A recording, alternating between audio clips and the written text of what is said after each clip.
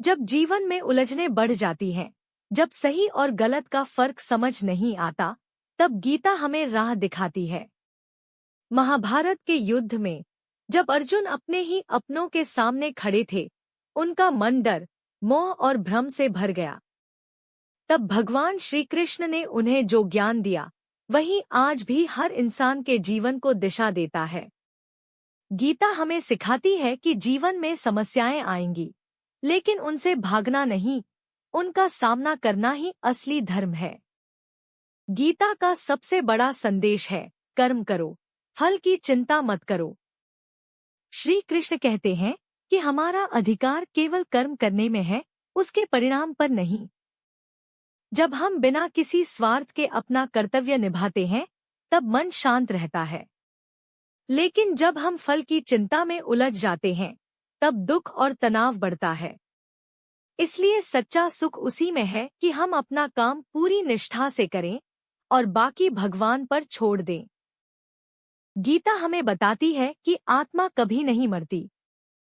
यह शरीर केवल एक वस्त्र की तरह है, जिसे आत्मा समय समय पर बदलती रहती है। जैसे हम पुराने कपड़े छोड़कर नए पहनते हैं, वैसे ही आत्मा भी एक शरीर छोड़कर दूसरा धारण करती है। इसलिए मृत्यु का भय व्यर्थ है। जब हम इस सत्य को समझ लेते हैं, तब जीवन के हर डर से मुक्त हो जाते हैं और सच्चे आत्मविश्वास के साथ जीना सीखते हैं। मनुष्य का सबसे बड़ा मित्र और सबसे बड़ा शत्रु उसका अपना मन ही होता है। अगर मन को नियंत्रित कर लिया, तो जीवन आसान हो जाता है। लेकिन अगर मन बेकाबू हो जाए, तो वही हमें भटका देता है। गीता सिखाती है कि ध्यान, संयम और सही सोच से हम अपने मन को स्थिर कर सकते हैं। जब मन शांत होता है, तब हर परिस्थिति में सही निर्णय लेना आसान हो जाता है। गीता का अंतिम संदेश है समर्पण। जब हम अपने अहंकार को छोड़कर भगवान पर विश्वास करते हैं, तब जीवन में सच्ची शांति आती है।